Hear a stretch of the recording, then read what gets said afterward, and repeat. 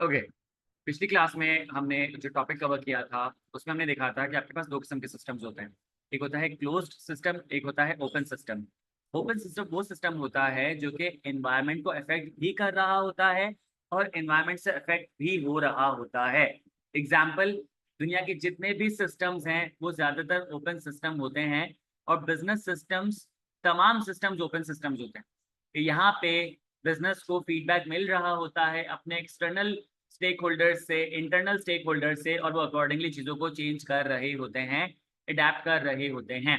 फिर एक होता है क्लोज्ड सिस्टम। क्लोज सिस्टम वो सिस्टम होता है जो कि इन्वायरमेंट से ना अफेक्ट हो रहा होता है, ना ही इन्वायरमेंट को अफेक्ट कर रहा होता है, क्योंकि उसके और इन्वायरमेंट के दरमियान में एक बाउंड्री होती है। इसकी एक ही एग्जाम्पल है जो कि मैंने आपको बताया था, लैब की एग्जाम्पल होती है जिसमें वायरसेस और डिजीजेस को ट्रीट किया जा रहा होता है, उस पर रिसर्च की जा रही होती है। सही है। फिर एक कॉन्सेप्ट आता है सिस्टम अडेप्टेशन, कि सिस्टम अडेप्ट कर जाता है, चेंज कर जाता है, फ्लैक्स कर जाता है। तीन सिस्टम्स ऐसे हैं जो कि अडेप्ट कर जाते हैं: डिटर्मिनिस्टिक, प्रोबेबिलिस्टिक और साइबरनेटिक सिस्टम। अब यहाँ पे सबसे पहले बात करते हैं डिटर्मिनिस्टिक सिस्टम की।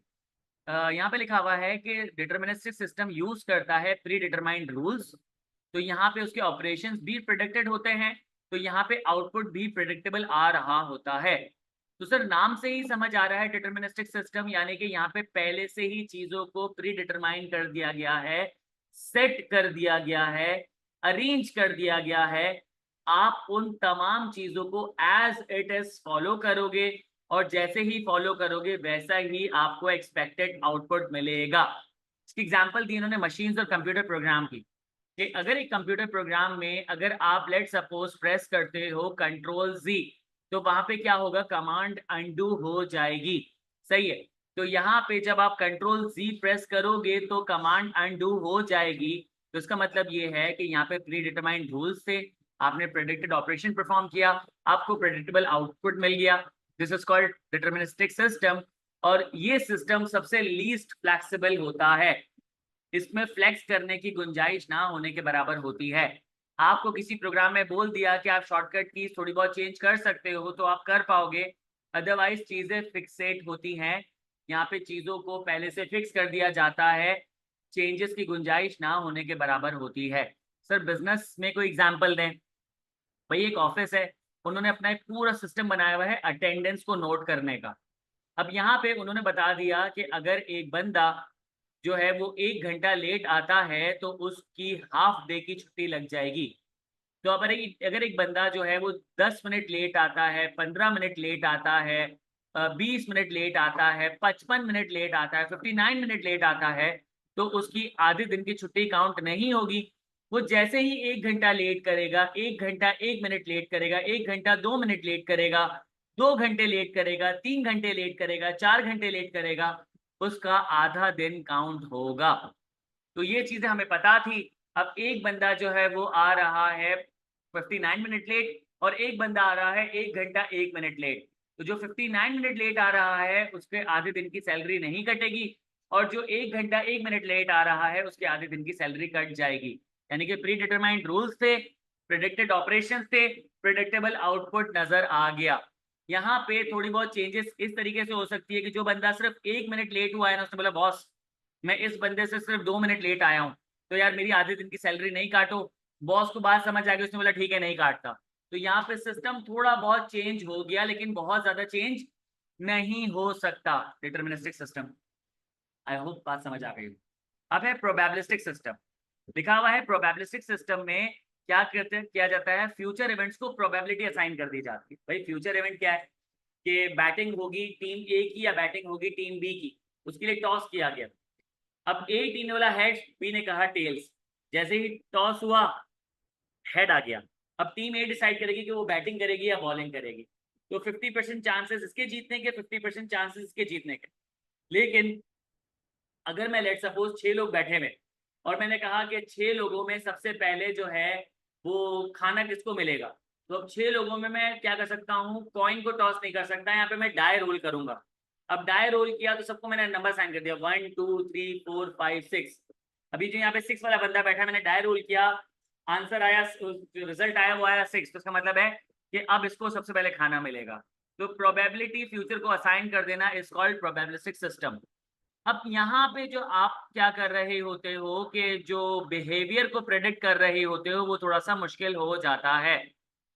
देखें, हुआ ये कि मैं एक ऑर्गेनाइजेशन में बैठा हूँ और ऑर्गेनाइजेशन में मैं बैठ के कह रहा हूँ कि इस बार जून जुलाई में बारिशें कम होगी, तो हम एक काम करते हैं कि ये वाला समर कैंप ऑफर करते हैं। तो बारिश होने के चांसेस, मैंने कहा 20% चांसेस से बारिश हो, वरना 80% चांसेस से बारिश नहीं होगी, तो हम ये वाले समर कैंप लगा लेते हैं। हुआ ये कि समर कैंप से 10 दिन पहले, एक हफ्ता पहले न्यूज आना शुरू हो गई कि खतरनाक बारिश होने वाली है। अब जब मुझे ये बात पता चली तो मैंने एक प्रोबेबिलिटी सेट की थी। अब मेरे माइंड में प्रोबेबिलिटी चेंज हो गई। अब मैंने कहा 80% चांसेस से बारिश होंगे, 20% चांसेस से बारिश नहीं होंगे, तो मेरा बिहेवियर जो है ना प्रिडिक्ट करना बहुत मुश्किल हो जाएगा। मैंने कहा एक काम करते हैं, समर कैंप को ना एक हफ्ते आगे कर देते हैं। पता चला कि बारिशें जो ना अब नहीं हो रही है, सही है, तो समर कैंप मैंने जो एक हफ्ते आगे किया था ना, तो मैं क्या करूंगा 3 दिन पीछे कर दूंगा। तो यहाँ पे जो बिहेवियर को प्रिडिक्ट करना थोड़ा सा मुश्किल हो जाता है। लिखा हुआ है कि एग्जाम्पल जो है इसमें क्या हो सकती है कि जो सेल्स फोरकास्ट होती है, हम क्या करते हैं कि लेट सपोज अगले साल की सेल्स को प्रेडिक्ट करना है, तो सबसे बेहतर तरीका क्या है, पिछले 10 साल की, 15 साल की, 20 साल की सेल्स को आप क्या करो, एवरेज आउट करो, तो आपको पता चल जाएगा कि क्या ट्रेंड चल रहा है। सही है। तो यहाँ पे क्या होता है कि बिजनेस क्या कर रहा होता है, प्रोबेबिलिटीज को चेंज कर रहा होता है सिचुएशन के हिसाब से। सिचुएशन आपके फेवर में है तो प्रोबेबिलिटी पॉजिटिव की तरफ बढ़ेगी। सिचुएशन अगर आपके फेवर में नहीं है तो प्रोबेबिलिटी नेगेटिवली चेंज हो रही होगी। मैच में ऐसा होता है, क्रिकेट मैच में जो फेवरेट टीम होती है, शुरू में उसको प्रोबेबिलिटी ज्यादा साइन कर दी जाती है, फिर वो क्या करती है, बुरा खेलना शुरू होती है, तो जो बेकार टीम होती है उसकी प्रोबेबिलिटी बढ़ना शुरू हो जाती है। फिर जो फेवरेट टीम होती है, थोड़ा सा अच्छा खेलना शुरू होती है, उसकी प्रोबेबिलिटी बढ़ना शुरू हो जाती है। एंड के जो आखिर के 2-3 ओवर्स होते हैं, उसमें स्कोर प्रेडिक्टर ऑलमोस्ट सर्टन हो जाता है कि मैच कौन जीतेगा। तो यहाँ पे प्रोबेबिलिटी चेंज हो रही होती है।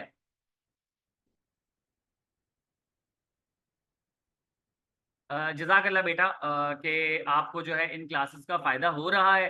देखिए पर्पस यही है कि इंशाल्लाह आप लोग पास कर जाएँ, ठीक है? तो यहाँ पे क्या हुआ कि आपने फ्यूचर में प्रोबेबिलिटी असाइन की। अब फ्यूचर आपके मतलब का आ रहा है, तो आपकी प्रोबेबिलिटी स्ट्रांग हो जाएगी, और अगर फ्यूचर आपके मतलब का नहीं आ रहा, तो आपकी प्रोबेबिलिटी वीक हो जाएगी और आप अपनी परसेंटेज किसी और इवेंट को असाइन कर दोगे। सही है, आई होप ये बात आपको समझ आ गई होगी। एच के कह रहा है बिल्कुल हमारी टीम, हाँ हमारी टीम में लगता है कि 75% मैच में लग रहा होता है कि हम जीतने वाले हैं, आखिरी 25% में स्कोर प्रेडिक्टर, सॉरी मैच के जो प्रोडक्शन होती है वो बिल्कुल ही अलग हो जाती है। तो ये है प्रोबेबिलिस्टिक सिस्टम, आई होप आपको समझ आ गया होगा। फिर लिखा हुआ है self organizing and cybernetic system. अब यहाँ पे लिखा हुआ है most complex type of system. ये जो वर्ड है ना कॉम्प्लेक्स, कॉम्प्लेक्स का मतलब होता है डिफिकल्ट। लेकिन सर कॉम्प्लेक्स चीजों को किस तरीके से डिफिकल्ट करता है? कॉम्प्लेक्स ऐसे डिफिकल्ट करता है कि जब आपके पास वेरिएबल्स बहुत ज्यादा होते हैं, आपके पास वेरिएबल्स बहुत ज्यादा होते हैं, तो इसका मतलब होता है कॉम्प्लेक्स। कि एक चीज मुझे मुश्किल लग रही है क्योंकि वो मुश्किल है, एक चीज मुझे मुश्किल लग रही है क्योंकि वो ज्यादा है। तो यहाँ पे साइबरनेटिक सिस्टम में वेरिएबल्स बहुत ज्यादा होते हैं। अगर मैं आपसे कहूँ, अगर मैं आपसे कहूँ कि पाकिस्तान जो है वो अगला वर्ल्ड कप कैसे जीत सकती है, तो यहाँ पे एक वेरिएबल नहीं है, बहुत सारे वेरिएबल है। आपके जो 16 प्लेयर जाते हैं वो भी 16 के 16 वेरिएबल्स हैं। फिर जो टीम का कॉम्बिनेशन बनता है वो वेरिएबल, फिर जो आपकी प्लेइंग 11 होती है उसका वेरिएबल, फिर उसके अलावा कैप्टन कौन होगा उसका वेरिएबल, वाइस कैप्टन होगा उसका वेरिएबल, इसके अलावा जो है वो टीम में पॉलिटिक्स कैसे खत्म करें उसका वेरिएबल, फिर जो सिलेक्टर्स हैं वो ईमानदार कैसे हो उसका वेरिएबल, रिश्वतखोरी ना हो उसका वेरिएबल, मैच फिक्सिंग ना हो उसका वेरिएबल, फिर इंटरनेशनल पॉलिटिक्स आपको तबाह बर्बाद ना कर दे उसका वेरिएबल, फिर उसके अलावा जो आईसीसी है वो बायस ना हो उसका वेरिएबल, फिर उसके अलावा बाकी टीम्स जो उसमें मसले मसाइल ना हो, फिर पाकिस्तान की आवाम जो है वो अंडरस्टैंडिंग हो। कितने वेरिएबल्स है, ये तो मैंने आपको कम बताया। इसमें आपके पास हजारों लाखों वेरिएबल्स होते हैं, तो ये हो जाता है डिफिकल्ट। ये हर वक्त चेंज कर रहा होता है, कंटिन्यूअली चेंजिंग, इसका मतलब है कंटिन्यूअली अडेप्टिंग। चेंजिंग का मतलब क्या होता है? अडेप्टिंग। अडेप्टिंग का मतलब क्या होता है? फ्लेक्सिंग। फ्लेक्सिंग का मतलब क्या होता है? कि हर वक्त ये चेंज हो रहा होता है। तो सर इसका मतलब यह है कि सबसे ज्यादा फ्लेक्सिबिलिटी इसके अंदर है। हाँ, क्योंकि इसमें वेरिएबल ज्यादा है। सही है, अडेप्ट टू द एनवायरमेंट, ये एनवायरमेंट के साथ अडेप्ट हो रहा होता है। एग्जाम्पल ट्रेड यूनियन नेगोशिएशन, मैं एग्जाम्पल दे रहा हूँ, जरा गौर से सुनिएगा। हुआ ये कि कराची की एक मार्केट है, लेट्स से खारदर की मार्केट। अब खारदर की मार्केट में टोटल 1000 दुकान है। 1000 दुकान का मतलब है कि 1000 दुकानदार। अब 1000 दुकानदार मिलके गए और उन्होंने कहा कि हम एक काम करेंगे, हम एक ट्रेड यूनियन बनाएंगे और हम जाएंगे अपने लोकल जो भी होता है, काउंसलर होता है, चांसलर होता है, जो भी है, उसके सामने हम कोई डिमांड रखेंगे और उसको हमारी डिमांड माननी है। 1000 लोग गए यूनिटी बना के, वहां पहुंचे, इन्होंने अपनी डिमांड रखी, सामने वो बंदा मैनिपुलेटिव, उसको पता है किस तरीके से मैनिपुलेट कर रहे हैं। उसने बोला भाई मैं आप लोगों के लिए ये तो नहीं कर सकता, मैं आपको प्रपोजल दे रहा हूँ ये।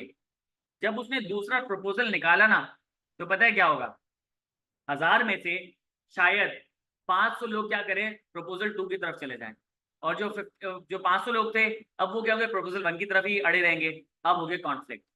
अब यहाँ में से 500 में से कुछ लोग यहाँ के लोगों को मना रहे होंगे, यहाँ के कुछ लोग यहाँ को मना रहे होंगे। तो एक टीम थी ए, टीम थी बी, कुछ लोग मना के मीडिएट करके बन गए टीम सी। वो कह रहे ना ये दोनों का मिक्सचर कर दो, टीम सी बन गई। अब ये तीनों आपस में एक दूसरे को मना रही है, तो 3 की 6 टीमें हो गई, 6 की 12 हो गई, 12 की 24 हो गई। इसका मतलब यह है कि एंड में पता है क्या, 1000 जो लोग होंगे ना, वो 1000 लोग अलग अलग बातें कर रहे होंगे। कहते ना जितना मुंह उतनी बातें।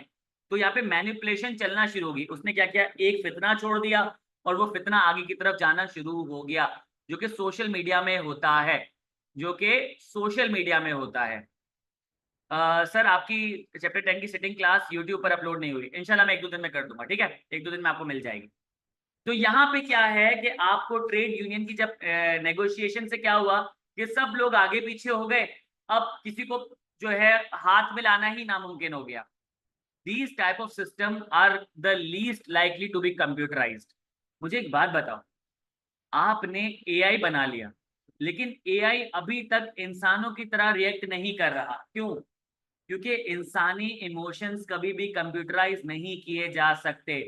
जब तुमको लग रहा होगा ना कि यार 100% चांसेस है कि ये बंदा ना इस तरीके से रिएक्ट करेगा, आपकी एक्सपेक्टेशन को ना मीट करते वो बिल्कुल ऑपोजिट रिएक्शन देगा। यू आर लाइक यार ये कैसे पॉसिबल है, ये बंदा तो कभी भी ऐसे रिएक्ट नहीं करता, लेकिन वो कर रहा होगा, क्योंकि इंसानी इमोशंस को आप कंप्यूटराइज नहीं कर सकते। तो ये क्या है, सेल्फ ऑर्गेनाइजिंग। अगर मैं अडेप्टेबिलिटी की बात करूं, तो सबसे लीस्ट अडेप्टेबल सिस्टम कौन सा है, सबसे कम सिस्टम अडेप्टेबल ये है, लीस्ट अडेप्टेबल। इसको हिलाना अडेप्टेबल, इसको हिलाना नामुमकिन है, सही है। थोड़ी बहुत इसमें फ्लेक्सिबिलिटी होती है। प्रोबेबिलिस्टिक सिस्टम समवॉट अडेप्टेबल, ये थोड़ा बहुत अडेप्ट कर जाता है, सही है। और ये है हाईली अडेप्टेबल, या ऑलमोस्ट चेंजिंग, या ऑलवेज अडेप्टेबल, ये हर वक्त अडेप्ट कर रहा होता है। मुस्तफा सर्टिफिकेट यहाँ पे सामने चलिए, ग्लास डोर है ना, शुरू में ही वहां से मिल जाएगा। ये हर वक्त अडेप्ट कर रहा होता है, चेंज कर रहा होता है। तो मुझे पता है कि हम नई चीज पढ़ रहे हैं, तो एक दफा मैं सुकून से आपको 2.6 यानी कि चैप्टर नंबर 5 का सबसे पहला इंपॉर्टेंट टॉपिक है information technology, information system. Information technology सिर्फ वो टेक्नोलॉजी होती है, वो डिवाइसेस, वो इक्विपमेंट, वो इलेक्ट्रॉनिक आइटम्स जो कि इंफॉर्मेशन को मेंटेन करते हैं। Mobile phone, laptop, camera, LED, CCTV, networking devices, simple device है। इस डिवाइस को अगर मैं किसी ऑर्गेनाइजेशन में डिप्लॉय कर दूं और वहां पे लोग इसे यूज करना शुरू हो जाए, इंफॉर्मेशन सिस्टम। ये इंफॉर्मेशन सिस्टम में ऑर्गेनाइजेशन के अंदर लोग टेक्नोलॉजी के साथ इंटरेक्ट करते हैं ताकि इंफॉर्मेशन को मेंटेन कर सकें, is called information system. I hope अब मेरी बातें समझ आ रही। फिर लिखा हुआ है सिस्टम। सिस्टम का मतलब क्या है, अगर मैं इंफॉर्मेशन हटा दूं तो सिस्टम, सिस्टम का सिंपल मतलब होता है बहुत सारे कंपोनेंट्स आपस में इंटरेक्ट कर रहे होते हैं। इंसान टेक्नोलॉजी से, टेक्नोलॉजी इंसान से, इंसान ऑर्गेनाइजेशन के बाहर के लोगों से, बाहर के लोग ऑर्गेनाइजेशन के अंदर के लोगों से, ऑर्गेनाइजेशन के अंदर लोग आपस में, सही है, क्या होता है, सिस्टम के थ्रू क्या कर रहे होते हैं, इंटरेक्ट कर रहे होते हैं, आपस में ऑपरेट करते हैं ताकि एक कॉमन गोल, एक पर्पस को अचीव कर लें, इज कॉल्ड सिस्टम। अब अगर ये सब कंपोनेंट्स मिलके प्रॉफिट अर्न कर रहे हैं तो बिजनेस ऑर्गेनाइजेशन, अगर ये सारे कंपोनेंट्स मिलके लोगों को तालीम दे रहे हैं, एजुकेशन ऑर्गेनाइजेशन, अगर ये सारे लोग मिलके टेक्नोलॉजी प्रमोट करें, टेक्नोलॉजिकल ऑर्गेनाइजेशन या सिस्टम, या ये सारे लोग मिलके क्या कर रहे हैं, इंफॉर्मेशन को मेंटेन कर रहे हैं, इंफॉर्मेशन सिस्टम। सिस्टम के पीछे जो वर्ड लगा दो वो पर्पस अचीव होना शुरू हो जाएगा। आई होप बात समझ आ गई हो। सिस्टम के एलिमेंट्स होते हैं। सिस्टम को चलाने के लिए हमेशा याद रखो एक ऑब्जेक्टिव, एक पर्पस, एक गोल माइंड में होना चाहिए, एक डायरेक्शन होनी चाहिए। सही है। उसी माइंड में चीजों को रखते हुए आप इनपुट, प्रोसेस, आउटपुट। छोटी सी बात, आपने टीवी देखना है, आपको पता है कि आपका जो स्पोर्ट्स चैनल है वो आता है 56 नंबर पे। सही है। आपके माइंड में गोल है, मुझे देखना है मैच। आप रिमोट लोगे, इनपुट दोगे, पहले क्या करोगे, बटन दबाओगे ऑन का। आप ऑन का बटन दबाओगे, टीवी ऑन होगा। इनपुट दिया, इनपुट दिया, प्रोसेस किया, टीवी ऑन कर दिया, प्रोसेस, आउटपुट आ गया। उसके बाद क्या करोगे, आप 5 पे प्रेस करोगे, वहां के लिखेगा 5 प्रेस आएगा, प्रोसेस करेगा, आपको स्पोर्ट्स चैनल पे ले जाएगा। आपके माइंड में था आपको नेटफ्लिक्स देखना है, आप नेटफ्लिक्स पे बटन पे क्लिक करोगे, आपने इनपुट दिया, वो प्रोसेस करेगा, नेटफ्लिक्स पे ले जाएगा। आपके माइंड में गोल होना चाहिए। विदाउट गोल आप क्या करोगे, सिर्फ रिमोट का बटन प्रेस करते रहोगे, आप कहीं पे पहुंच नहीं पाओगे। सिस्टम, दो सिस्टम होते हैं, इन्वायरमेंट और बाउंड्री। इन्वायरमेंट का मतलब ये होता है कि इन्वायरमेंट आपके सिस्टम को इन्फ्लुएंस कर रहा होता है और सिस्टम आपके इन्वायरमेंट को इन्फ्लुएंस कर रहा होता है। Open system. क्लोज सिस्टम में कहता है बाउंड्री आ जाती है, ना इन्वायरमेंट सिस्टम को, ना सिस्टम इन्वायरमेंट को अफेक्ट कर सकता है। जो ओपन सिस्टम होते हैं वो अडेप्ट कर रहे होते हैं, वो चेंज कर रहे होते हैं। कुछ सिस्टम में फ्लेक्सिबिलिटी, लचक थोड़ी सी कम होती है, जैसे डिटरमिनिस्टिक सिस्टम। कुछ में क्या होती है, लचक थोड़ी ज्यादा होती है, प्रोबेबिलिस्टिक सिस्टम। कुछ बहुत ज्यादा लचके हुए होते हैं, तो वो क्या कहलाते हैं, साइबरनेटिक सिस्टम कहलाते हैं। माजरत चाहता हूँ। आगे बढ़ते हैं। Control system. सर सिस्टम समझ आ गया, ओपन सिस्टम समझ आ गया, सिस्टम की अडेप्टेशन समझ आ गया। सर जो सिस्टम इतना अडेप्ट कर जाता है, इसको कंट्रोल कैसे करूं, यहाँ पढ़ेंगे।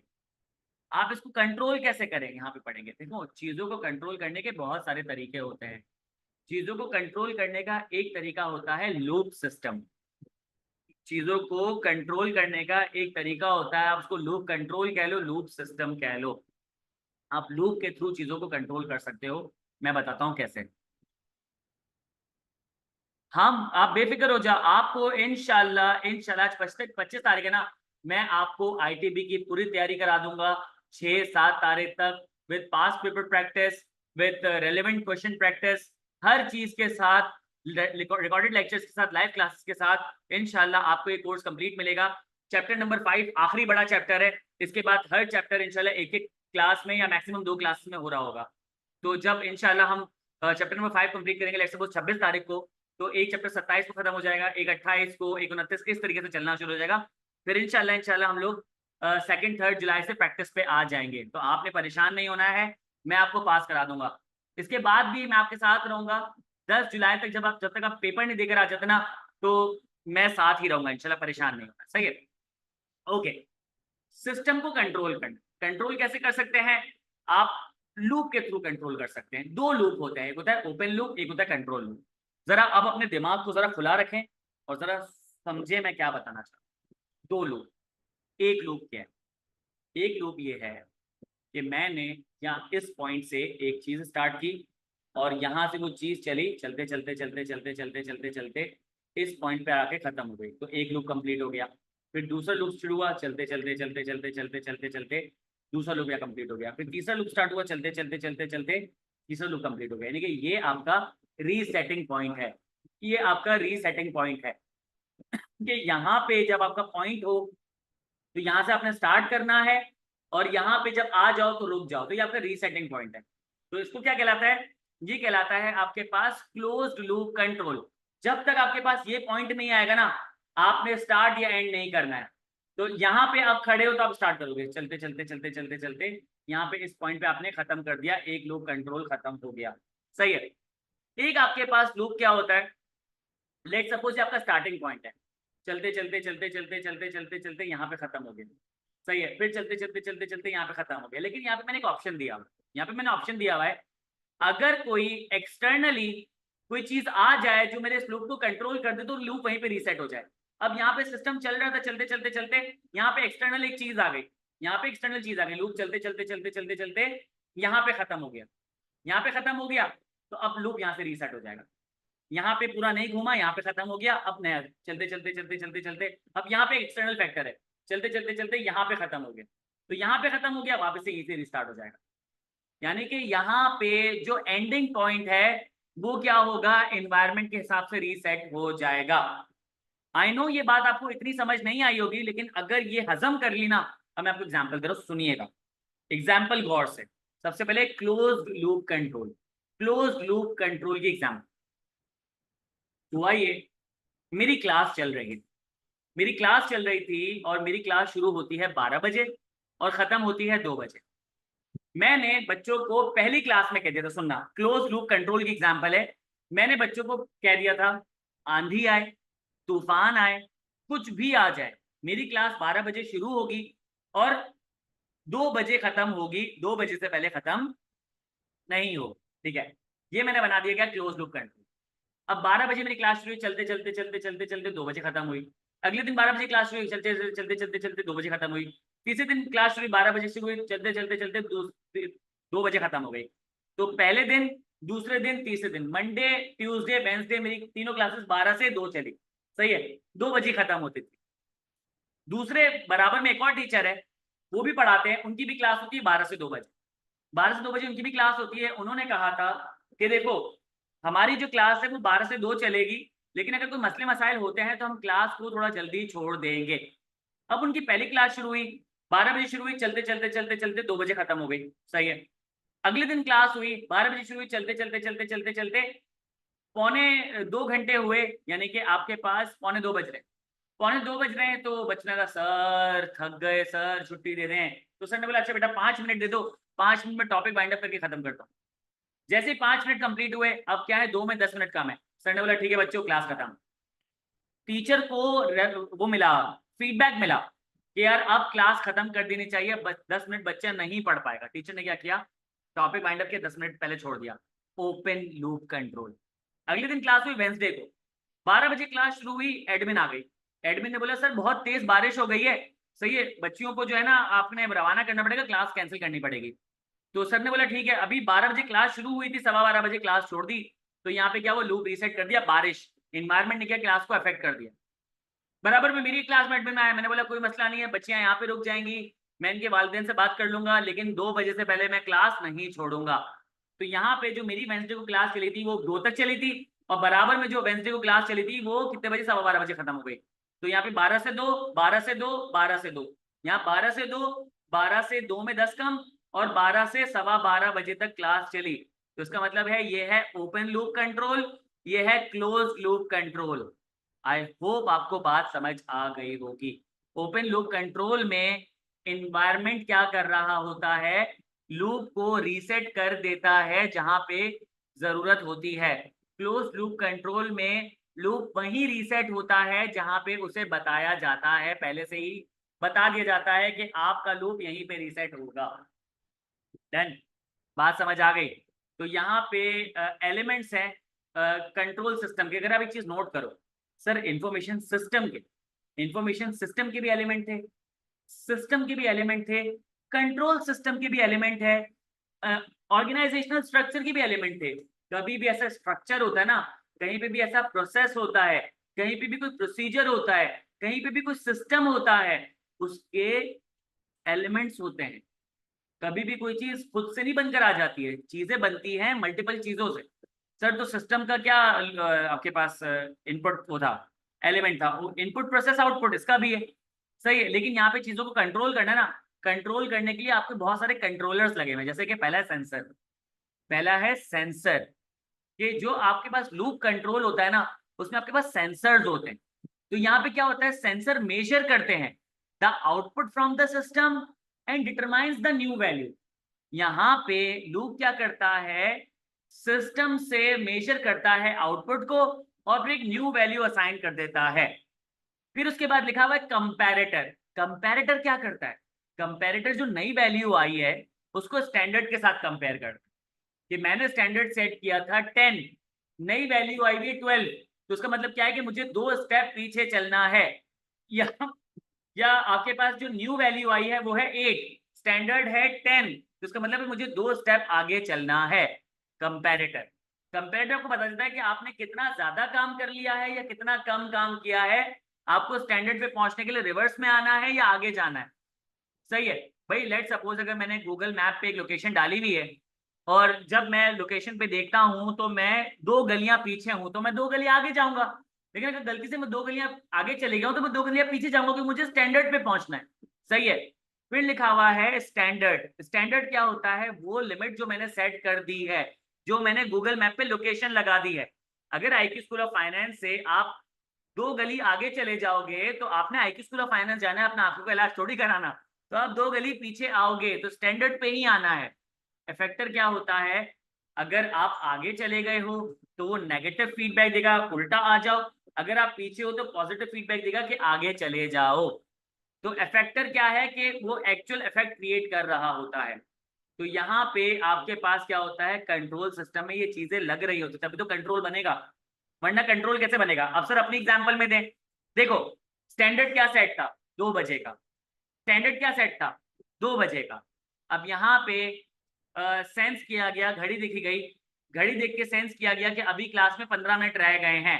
कंपेयर किया, अभी हो रहे हैं 1:45, 2 बजे क्लास खत्म है तो 15 मिनट का कंटेंट मुझे और पढ़ाना है। स्टैंडर्ड क्या है? 2 बजे। इफेक्टर क्या है? अगर मैंने क्लास जो है वो खत्म करनी है तो 15 मिनट और पढ़ाना है। खैर अगर 5 मिनट आगे निकल गया फिर मैं उसको कुछ नहीं कर सकता क्योंकि वक्त को पीछे नहीं लेके जाया जा सकता। लेकिन क्या नाम है, इफेक्टर में पॉजिटिव नेगेटिव हो सकता है। इफेक्ट क्या होगा? मैं 10 मिनट और पढ़ाऊंगा, अगर 10 मिनट की क्लास लग गई है मैं 10 मिनट और पढ़ाऊंगा। तो ये क्या होता है? कंट्रोल सिस्टम के एलिमेंट्स होते हैं। I hope and I wish आपको कंट्रोल सिस्टम समझ आ गया होगा। किसी का यहाँ कोई सवाल है तो प्लीज पूछ लें। मैं एलिमेंट्स पर आ रहा हूँ उसके बाद, किसी का कोई सवाल है तो पूछ लें यहाँ पे। जी दोस्तों।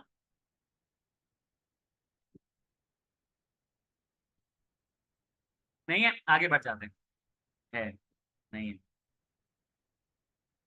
ठीक है। गाइड भी कर दीजिएगा कि मैंने आपको, हाँ ठीक है। Close loop with in boundary होता है ना? हाँ, close loop with in boundary होता है। जैसे मैंने एक बाउंड्री क्रिएट कर दी ना कि भाई 2 बजे से पहले क्लास छूटेगी नहीं, तो बाउंड्री क्रिएट कर दी है मैंने। सही है। अब लिखा हुआ है की elements of information system. Information system को बनाने के लिए सबसे पहले आपको चाहिए डाटा। डाटा आपके पास क्या होता है? अनऑर्गेनाइज्ड इंफॉर्मेशन होती है, अनऑर्गेनाइज्ड नॉलेज होती है। सही है। डाटा आपके पास किस फॉर्म में मौजूद हो सकता है? डाटा आपके पास पीस ऑफ पेपर पे लिखा हो सकता है। डाटा आपके पास जो है वो हो सकता है कंप्यूटर में स्टोर्ड हो सकता है। जैसे अभी ये जो आपके पास डाटा मौजूद है ना सामने स्क्रीन पे, ये कंप्यूटर पे आपको नजर आ रहा है। कुछ लोगों के पास बुक मौजूद होगी, तो जिनके पास बुक मौजूद है उनके पास पीस ऑफ पेपर पे डाटा मौजूद है। कुछ लोग पीडीएफ में देख रहे हैं तो उनको जो है डाटा सॉफ्ट कॉपी में मौजूद है। और डाटा होता है दिमाग पे, कि अगर मैं ये बुक बंद कर दूं मैं आपको बगैर बुक के पढ़ा सकता हूं क्योंकि ये बुक मैंने अपने दिमाग में स्टोर कर ली है। तो डाटा 3 जगह मौजूद था, पीस ऑफ पेपर, कंप्यूटर की मेमोरी और इंसान की अपनी मेमोरी में मौजूद होता है। फिर डाटा किस फॉर्म में होता है? डाटा नंबर्स में भी होता है, डाटा टेक्स्ट में भी होता है, इमेजेस में भी होता है, ऑडियो में भी होता है। अलग अलग शेप साइज वगैरह में आपको डाटा मिल जाता है। बस यही बात थी डाटा की। इस स्कैटर्ड डाटा को आप मिलाते हो। भैया जो आपके पास ए बी सी डी होती है, आप इसको मिला के ही तो वर्ड्स बनाते हो, वर्ड्स को मिला के तो सेंटेंसेस बनाते हो, सेंटेंसेस को मिला के ही तो पैराग्राफ्स बनाते हो, पैराग्राफ्स को मिला के तो ऐसे बनाते हो। तो यहाँ पे सबसे पहले जो ए बी सी डी होती है ना, वो क्या होता है? डाटा होता है। सही है। इसी तरीके से जो नंबर्स होते हैं, उन्हीं नंबर्स को मिला के आप क्या बनाते हो? वैल्यूज बनाते हो। सही है। परसेंटेजेस बनाते हो। तो ये क्या है? आपके पास डाटा मौजूद है। तो नंबर्स हो गए, अल्फाबेट्स हो गए, शेप्स हो गए, ये क्या होता है? आपके पास डाटा मौजूद होता है। ये रॉ फॉर्म में आपके पास इंफॉर्मेशन मौजूद होती है।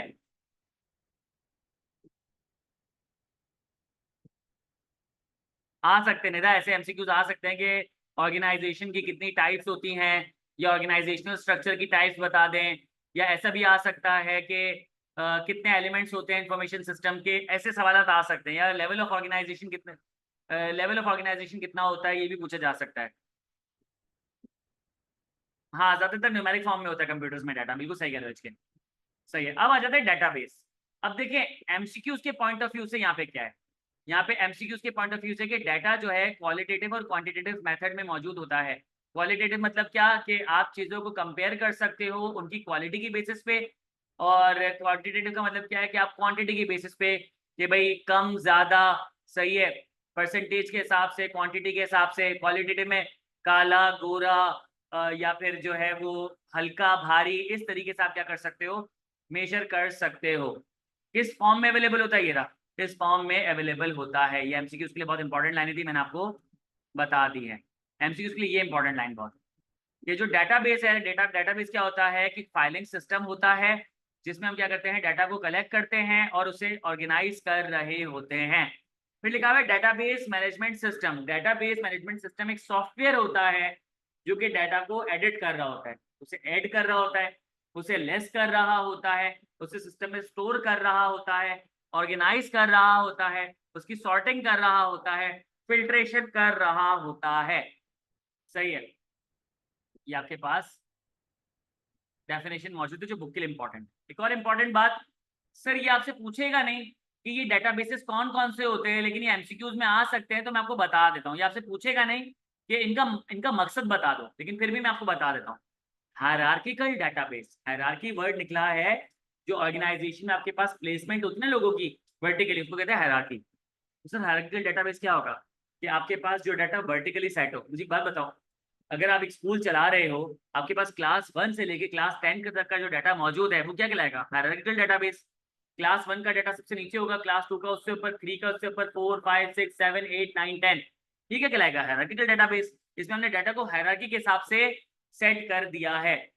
या अगर आपके पास मिलिट्री ऑर्गेनाइजेशन है, वहाँ पे तमाम एम्प्लॉयज का डाटा मौजूद है, तो आपके पास अलग अलग लेवल पे होंगे कि इस लेवल पे, इस लेवल पे, इस लेवल पे, इस लेवल पे, इस लेवल पे, तो हायरार्किकल डेटाबेस होगा। नेटवर्क डेटाबेस, नेटवर्क डेटाबेस का मतलब ये होता है वो डेटाबेस होता है जिसको आप क्या कर सकते हो, लोगों से शेयर कर सकते हो। सही है।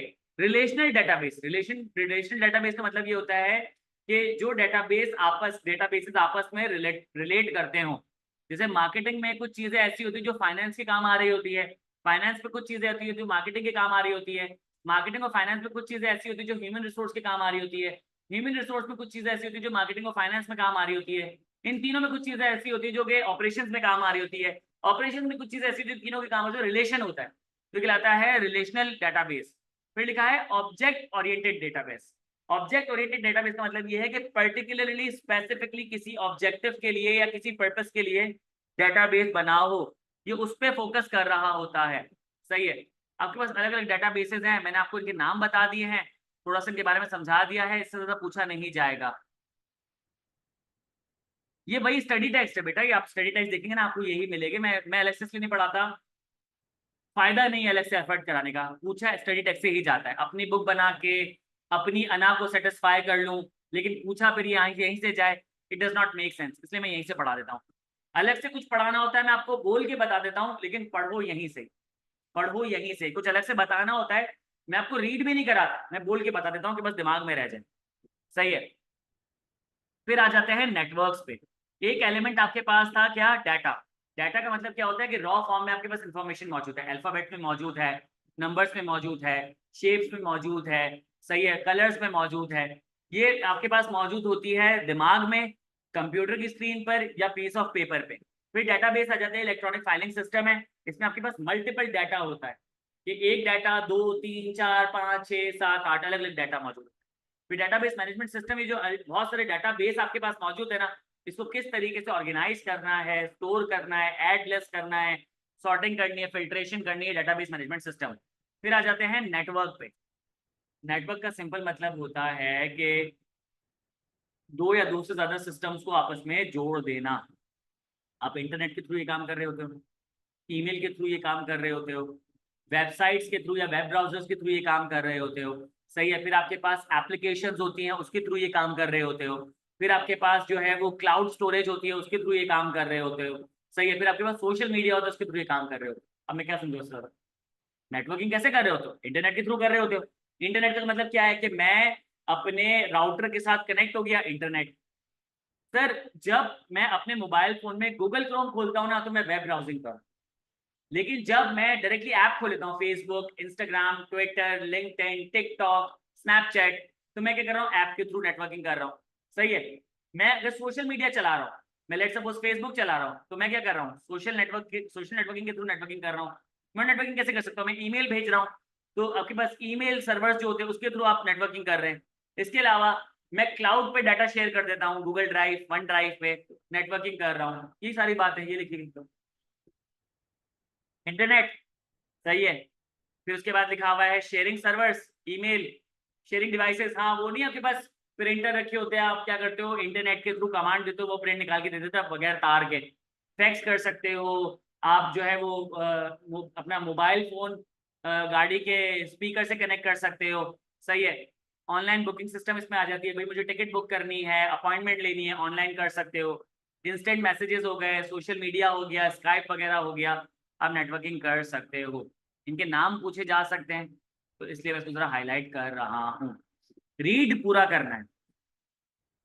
सिस्टम आर्किटेक्चर, सिस्टम आर्किटेक्चर भी नेटवर्किंग का पार्ट होता है। सिस्टम आर्किटेक्चर का मतलब ये होता है कि मैंने अपनी ऑर्गेनाइजेशन में टेक्नोलॉजी को किस तरीके से डिजाइन किया है। आप एक ऑर्गेनाइजेशन जाओगे, ऑर्गेनाइजेशन ए में, वहाँ पे आपको सर्वर रूम भी मिलेगा। सर्वर रूम में बड़े बड़े चिलर्स लगे हुए होंगे, इतना ठंडा होगा कि हमारे रूम इतने ठंडे नहीं होते। इसके अलावा वहाँ पे आपको इंटरनेट के राउटर्स मिलेंगे, रिपीटर्स मिलेंगे, फिर आपको वहाँ पे एंटेना मिलेगा, फिर वहाँ पे आपको जो है वो सोफिस्टिकेटेड सिस्टम मिलेंगे, सिस्टम पासवर्ड प्रोटेक्टेड होंगे, फिर वहाँ पे एंटीवायरस सॉफ्टवेयर लगे होंगे, वहाँ पे पेड प्रोग्राम्स होंगे, फिर वहाँ पे सीसीटीवी होगा, फिर इसके अलावा वहाँ पे जो है वो बायोमेट्रिक होगी, आई रेटिना चेक करने वाली मशीन होगी, फिर आपके पास जो है वो होंगे, क्या बोलते हैं उसको, गेट, कौन से गेट होते हैं, स्कैनिंग गेट जो होते हैं वो लगे हुए होंगे। तो अलग अलग आपके पास चीजें लगी हुई होंगी, तो इसका मतलब ये है कि वहां पे आपके पास सोफिस्टिकेशन ज्यादा है, सिस्टम आर्किटेक्चर स्ट्रांग है, तो वहां पे जो सिस्टम आर्किटेक्चर होगा वो सेंट्रलाइज्ड होगा। वो सिस्टम आर्किटेक्चर सेंट्रलाइज्ड होगा। हर कंप्यूटर, हर कैमरा, हर सीसीटीवी, हर टीवी, हर टेक्नोलॉजी क्या है, एक सेंट्रल कंप्यूटर के साथ कनेक्टेड होगी, ताकि कोई झोल झाल ना हो। फिर जो छोटी ऑर्गेनाइजेशंस होती है, जैसे आईक्यू स्कूल ऑफ फाइनेंस की बात करें, मेरा लैपटॉप बाकी लैपटॉप से कनेक्टेड नहीं है, इंटरनेट अलग अलग है, इंटरनेट सिक्योर्ड नहीं है, प्राइवेसी नहीं है, टेक्नोलॉजी का ज्यादा इस्तेमाल नहीं होता है, डिसेंट्रलाइज। डिसेंट्रलाइज सिस्टम आर्किटेक्चर वो आर्किटेक्चर होता है जो कि छोटी ऑर्गेनाइजेशन अडॉप्ट करती हैं। पर्पस ये होता है कि सिस्टम आर्किटेक्चर तो हो, लेकिन बहुत ज्यादा सोफिस्टिकेटेड ना हो, बहुत ज्यादा एक्सपेंडेड ना हो। सब अपना अपना काम कर रहे हो, इंटरनेट जिसको यूज करना करे, जिसको नहीं यूज करना नहीं करे, जिसको अपना कोई करप्टेड सिस्टम करप्ट भी हो जाए तो कोई मसला नहीं है, वायरस भी आ जाए तो कोई मसला नहीं है। बड़े कंप्यूटर्स होते हैं ना, उसमें डाटा बहुत क्रिटिकल होता है बड़े सिस्टम पे। तो वहां पे आपने क्या करना है, सिस्टम को सेंट्रलाइज करना है, आर्किटेक्ट्स को सेंट्रलाइज करना है। सेंट्रलाइज्ड आर्किटेक्चर वो आर्किटेक्चर होता है कि जिसमें आपके पास हैवी सिस्टम होते हैं, हैवी इंफ्रास्ट्रक्चर होता है, हैवी प्रोटोकॉल्स होते हैं। डिसेंट्रलाइजेशन आपके पास छोटा नेटवर्क होता है। Client server computing. Client client का मतलब होता है कि वो कंप्यूटर जो कि सर्विसेज ले रहा है, सर्वर वो जो कि सर्विसेज दे रहा है। सर्वर सर तीन किस्म के सर्विसेज दे रहा होता है। आप लोगों के यहाँ जो लोकल इंटरनेट सर्विस प्रोवाइडर्स होते हैं ना, वो कहलाते हैं आईएसपी, इंटरनेट सर्विस प्रोवाइडर्स। वो आपको इंटरनेट दे देते हैं, आप इंटरनेट चलाते हो, उस पर वेब ब्राउजिंग करते हो, सोशल नेटवर्किंग करते हो, ईमेलिंग वगैरह कर रहे होते हो, स्काइप जूम पे क्लासेस ले रहे होते हो। तो वो क्या है, वो है क्लाइंट सर्वर कंप्यूटर की पहली एग्जांपल, जहाँ पे इंटरनेट की सर्विस दी जा रही होती है। इसके अलावा कुछ आईएसपीज ऐसे होते हैं जिनके डोमेन पे कुछ मूवीज, गाने, गेम, सॉफ्टवेयर वगैरह पड़े होते हैं, तो वो आपको क्या देते हैं, फाइल सर्विस प्रोवाइड कर रहे होते हैं, वो कहलाते हैं फाइल सर्वर, कि आप उनके सिस्टम से फाइल को डाउनलोड करके एंजॉय कर सकते हो। फिर एक होता है आपके पास डिवाइस सर्वर। डिवाइस सर्वर में क्या होता है कि अगर आपने प्रिंटर शेयर करना है, फैक्स मशीन को शेयर करना है, या और किसी डिवाइस को शेयर करना है, तो एक आपके पास हो गया इंटरनेट सर्वर, एक आपके पास हो गया फाइल सर्वर, और एक आपके पास हो गया डिवाइस सर्वर। तो ये था क्लाइंट सर्वर कंप्यूटिंग। इसको रीड कर लेना, मैंने जो बता दिया ना, इससे ज्यादा कुछ नहीं पूछेगा। सही है। फिर ये इंटरनेट जो है ना, आपके पास अलग अलग तरीके से फैला हुआ होता है।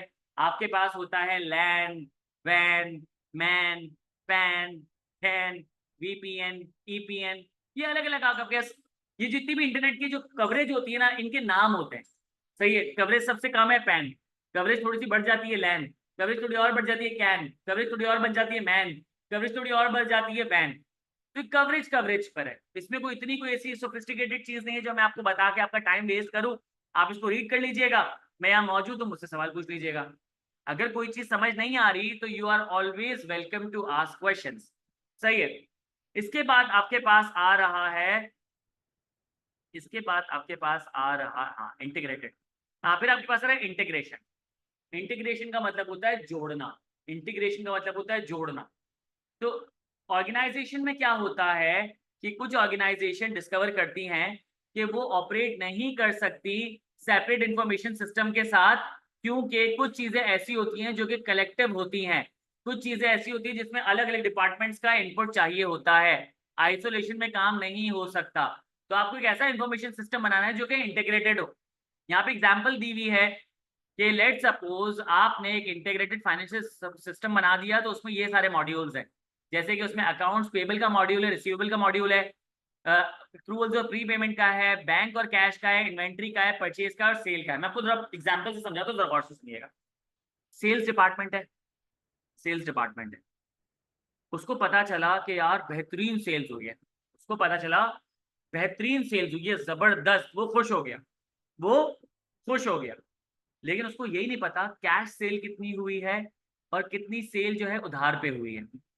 अगर उसके पास कैश और बैंक का इंफॉर्मेशन सिस्टम होता और रिसीवेबल का इंफॉर्मेशन सिस्टम होता, उसको पता चल जाता।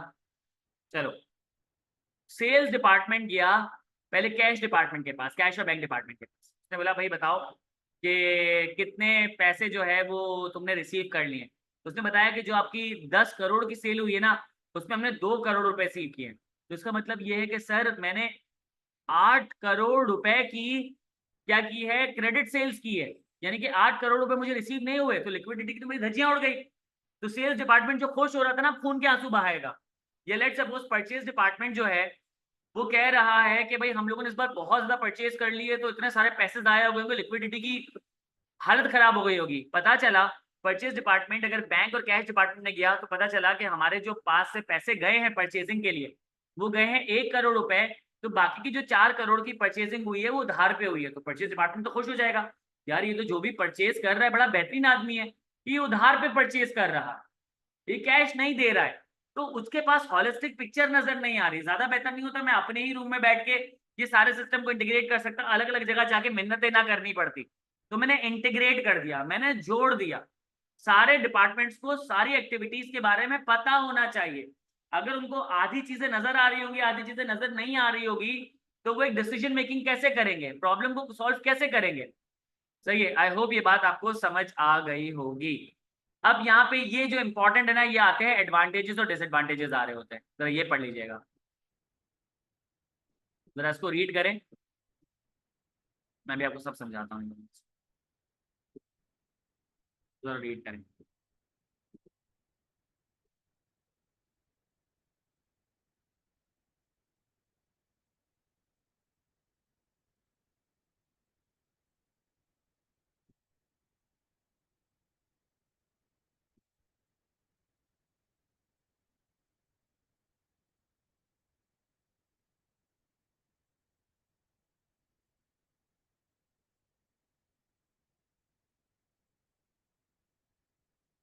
चले, अब यहाँ पे लिखा हुआ है कि पहला एडवांटेज ये है कि आपको एक होलिस्टिक पिक्चर मिल जाती है, कंप्लीट व्यू मिल जाता है, आपकी डिसीजन मेकिंग बेहतर हो जाती है। दूसरा ये है कि जाहिर सी बात है, जब कंप्लीट मिल गया तो इन्फॉर्मेशन आपकी, कंप्लीट इन्फॉर्मेशन की वजह से डिसीजन मेकिंग बेहतर हो जाती है। सही है, आपके काम में एफिशिएंसी आ जाती है। मैं इससे पूछने जाऊं, उससे पूछने जाऊं, ये जवाब नहीं दे रहा, वो जवाब नहीं दे रहा, फिर बॉस को इन्वॉल्व करके बोला भाई इससे जवाब लो, उससे जवाब दो, एफिशिएंसी की धज्जियां उड़ जाती है। यहाँ पे एफिशिएंसी आ जाती है, काम स्पीड में होना शुरू हो जाता है, रिसोर्सेज कम यूज हो रहे होते हैं। सही है, कस्टमर सेटिस्फाई होता है, प्रॉफिटेबिलिटी आ जाती है, ये वही वाली चेन चलना शुरू हो गई। एफिशिएंसी आ गई, एफिशिएंसी की वजह से प्रोडक्ट की क्वालिटी क्वांटिटी बढ़ गई, क्वालिटी क्वांटिटी बढ़ गई, कस्टमर सेटिस्फाई हो गया, कस्टमर सेटिस्फाई हो गया और कस्टमर लेके जाएगा, और कस्टमर लेकर आएगा, तो उसकी वजह से क्या होगा, आपका प्रॉफिट बढ़ेगा, प्रॉफिट बढ़ेगा तो ऑर्गेनाइजेशन में वैल्यू बढ़ना शुरू हो जाएगी। डिसएडवांटेज में क्या है, ये मॉड्यूल आपस में इंटीग्रेटेड होते हैं, एक मॉड्यूल फेल करेगा तो पूरी चेन खराब हो जाएगी। दूसरा, अब कॉम्प्लेक्स हो जाता है क्योंकि अब इसमें वेरिएबल्स ज्यादा लग गए, तो ज्यादा वेरिएबल्स का मतलब ये है कि चांसेस ऑफ एरर बढ़ जाता है। तीसरा, कि इंटीग्रेशन की कॉस्ट होती है, उससे वजह से सिस्टम महंगा हो जाता है। चौथा, फिर आपको एक्सपर्ट्स चाहिए होते हैं इस इंटीग्रेटेड सिस्टम को चलाने के लिए, तो उसकी कॉस्ट भी आ रही होती है और उसकी ख्वारी भी अलग होती है। उसको समझाना, उसको बताना, चीज़ें चेंज करवाना बड़ा मसला होता है। खैर, इंटीग्रेशन फिर भी होनी चाहिए, ये आपने इसके एडवांटेजेस और डिसएडवांटेजेस को बैलेंस करना है। फिर आता है सिक्योरिटी और प्राइवेसी का। सिक्योरिटी का मतलब मैंने आपको बताया था, सिक्योरिटी का मतलब होता है प्रोटेक्शन, प्राइवेसी का मतलब होता है हाइड करना। सिक्योरिटी का मतलब टू प्रोटेक्ट, प्राइवेसी का मतलब होता है टू हाइड। सही है, मैं आपको एग्जांपल देता हूँ। आईक्यू स्कूल ऑफ फाइनेंस जो है, मैंने उसके बाहर गार्ड बैठा दिया, गार्ड के हाथ में गन रख। अब दो डकैत आएंगे, वो गार्ड को देखेंगे, उसके हाथ में गन देखेंगे, वो वहां से भाग जाएंगे। इसका मतलब ये है कि मैंने सिस्टम में एंटीवायरस सॉफ्टवेयर डाल दिया, वायरस देखेगा, सही है, वो अटैक करने की कोशिश करेगा, तो एंटीवायरस सॉफ्टवेयर उसको पकड़ लेगा, मेरे सिस्टम को प्रोटेक्ट कर लेगा। ठीक है, तो ये होगी सिक्योरिटी। प्राइवेसी क्या होती है? मैंने आईक्यू स्कूल ऑफ फाइनेंस के बाहर जो बोर्ड लगा था, मैंने वो हटा दिया। तो डीएमसी या केएमसी से 2 दिन लोग आए, उन्होंने देखा कि यार कोई बोर्ड बोर्ड तो नहीं लगा हुआ। उन्होंने देखा कोई बोर्ड तो लगा हुआ नहीं है, इन्होंने कोई बोर्ड नहीं लगा, लगता है शायद ये नॉर्मल बंगला होगा, अब इनसे क्या पैसे लेना, भत्ता सॉरी इनसे क्या पैसे लेना, और वो वहां से चले गए।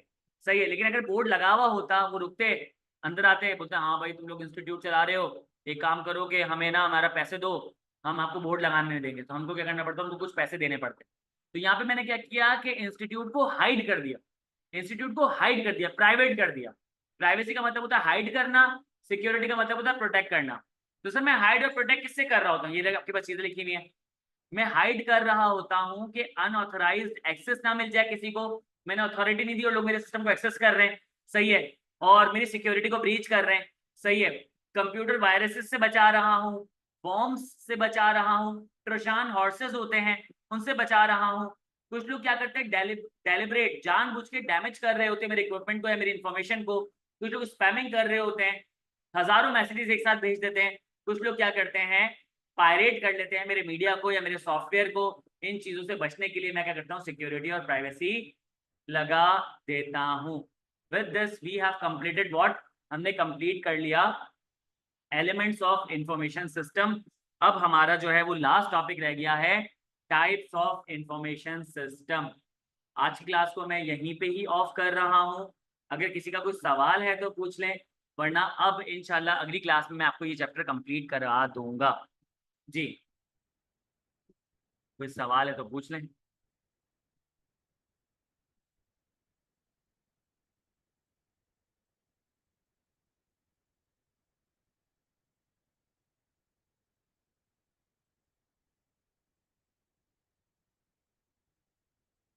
नहीं सवाल, चले आज की क्लास को ये पे ऑफ करते हैं, मैं इसकी रिकॉर्डिंग डाल दूंगा। टिल देन ख्याल रखिएगा, अल्लाह हाफिज। हाँ मैं इसके तुम्हारा जवाब दूंगा, ठीक है, व्हाट्सएप पे।